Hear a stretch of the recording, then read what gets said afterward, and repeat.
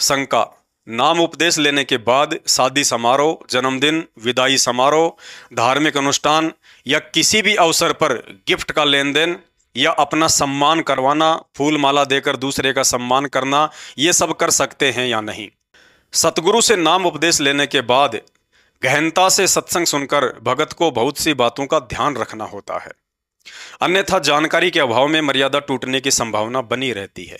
पूज्य गुरुदेव जी ने बताया कि भक्ति मार्ग में आने के बाद हमने शादी समारोह में जाने से बचना चाहिए, क्योंकि वहां पर होने वाले समस्त क्रियाक्रम भक्ति के विरुद्ध ही होते हैं। ज्ञानी भगत तो ऐसे सांसारिक भक्ति विरुद्ध समारोह में जाएगा नहीं, और नादान भगत यदि जाएगा तो निश्चित ही अपनी मर्यादा खंडित करवा कर ही आएगा। परमात्मा कहते हैं, बिना विचारे जो करे पाछे वो पछताए, काम बिगाड़े आपना और जग में होत हंसाए। अर्थात अपनी भक्ति का भी नाश कर बैठता है और जगत में भी हंसी का पात्र बन जाता है। क्योंकि शादी या किसी समारोह में यदि लोक लाज में आकर हम चले भी जाते हैं और वहां पर उन सांसारिक रिश्तेदारों के अनुसार कोई भी क्रिया नहीं करते हैं तो उनकी हंसी मजाक का ही पात्र बनेंगे।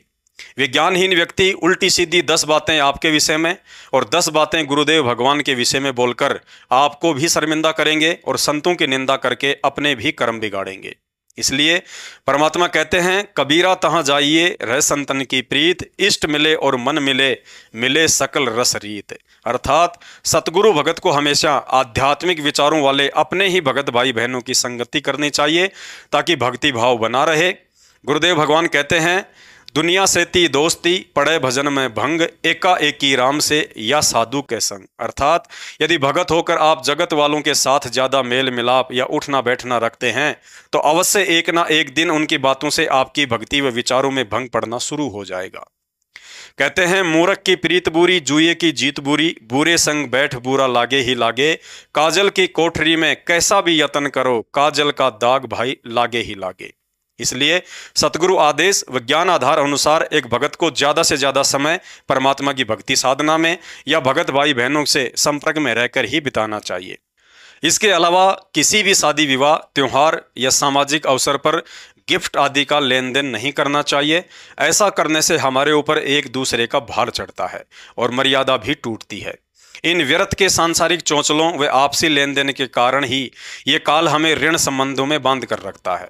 जगत को ज्ञान नहीं है, इसलिए उन्होंने इस तरह के सामाजिक समारोह अपने मनोरंजन, मान सम्मान व दिखावे के लिए बना रखे हैं।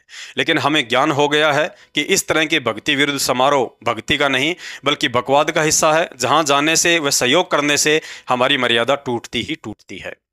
जिस प्रकार डायबिटीज के मरीज को मिठाई से दूर रहने में ही फायदा है, वरना किसी के जबरदस्ती करने या ज्यादा ही प्रार्थना करने से मिठाई खा ली तो मौत भी हो सकती है। ठीक इसी तरह व्यर्थ की सामाजिक परंपराओं व समारोह में शामिल होना या गिफ्ट आदि का लेन देन करना एक भगत को शुगर के मरीज के समान उस मिठाई की तरह समझना चाहिए जो एक स्वस्थ व्यक्ति के लिए तो अमृत के समान हो सकती है, लेकिन वही मिठाई उस मरीज के लिए मीठे जहर के समान होती है।